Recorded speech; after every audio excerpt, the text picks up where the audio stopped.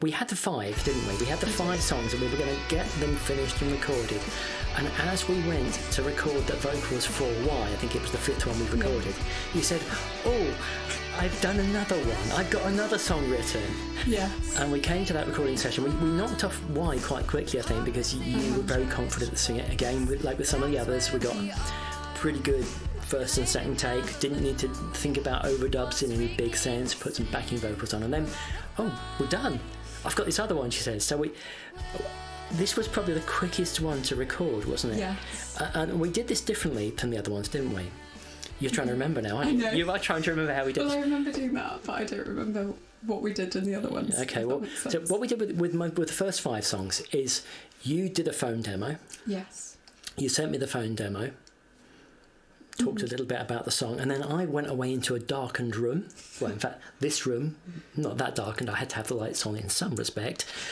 But I took what you'd done, then on my own, experimented musically, came up with what I deemed to be a demo of what it might sound like. Yeah. Quite a lot of those demo recordings survive to the final recording, because I try and play right the first time, because if it's good and I don't have to repeat it again. But I came back and then sent you a link to the online version, and you listened to that and we talked about it. This last one, you came not totally cold to me, but again, you'd done a phone demo. Yeah. You had the lyrics written, again, pretty complete.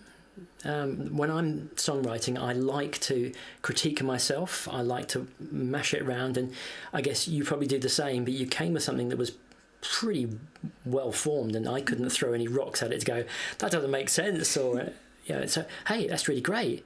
Shall we have a go at doing that? We've got time. Look at my watch. We've got time. And what we did for the rest of that session, which was more or less a full day, a weekend, wasn't it? I think so. Sort of like after lunch, we just went at this one. So we took it track by track, and you actually sat in on my creative process for the whole time. Yes. So we went, right, what have we got at the essence of this? Right, I can hear your piano track and your vocal track. So I think what I did is I laid down a piano track at the same time. So the demo was good enough to hear the song, but pro tip whenever you're recording things, always record to a click.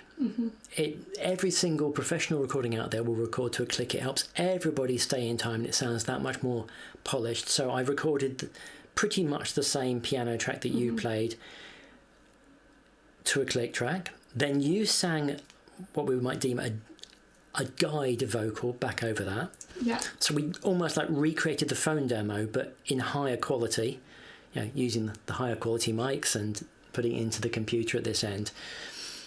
Then we said, well, what do I hear there? I think I hear this kind of rhythm. Let's take some sample loops out of the box on the computer. Let's see how this sort of rhythm works against it.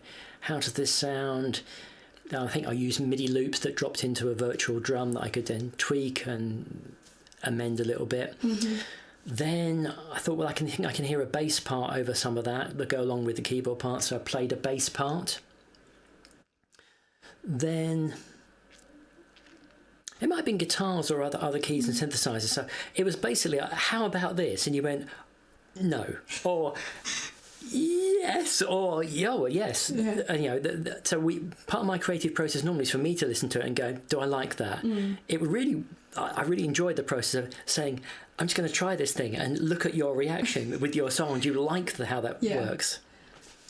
And then as we get the bones of an arrangement together, we're putting different instrument parts on different verses and chorus to give the progression through the song, which is another thing I try and do. We then got really creative. How about we do some harmony here? And then you were putting harmony on it, and how we do this other thing. And I think this is about the only song. It's the only song that I actually sing on. Lorna, you're a much better singer than I am, but there was the one particular part, and I had an idea in my head. So I said, well, how about you sing this? So I sang it and recorded it, and we went, but how about we just leave what you just sung in the call and response bits in there. And And there's some really, I love some of the lines in this as well, that the one sort of particularly, I think it's actually spoken to me in life as well. Where have you been? Had a dalliance with sin.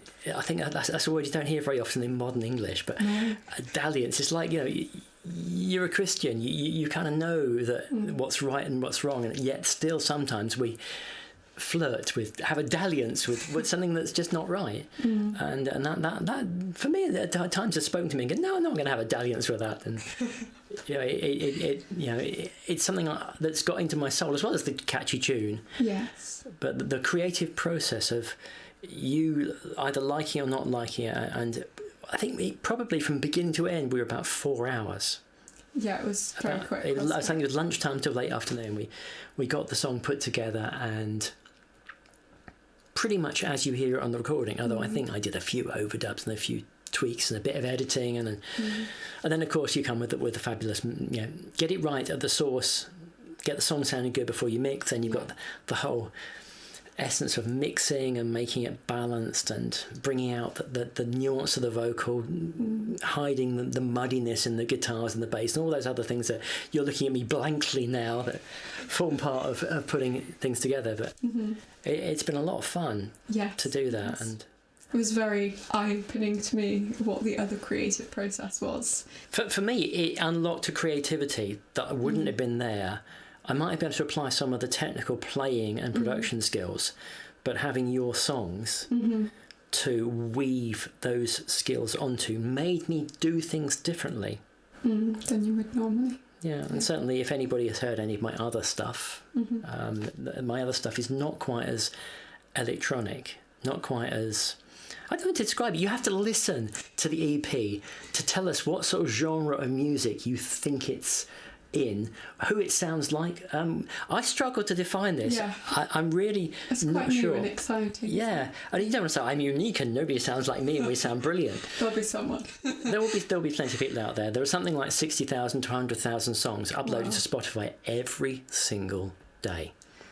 So to get any kind of, I suppose, playlist stuff, to get anybody to listen to it, you're kind of pitching into the drop in the ocean territory. Yeah, for sure. But I don't know about you. You comment in a moment.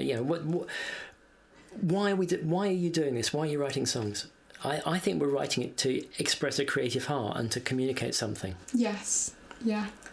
Honestly, I think it's just something that comes so naturally to me. I don't have to think about it. It happens. But yeah, I think it's a great way for me when I'm less confident of just sharing the gospel or telling people about God,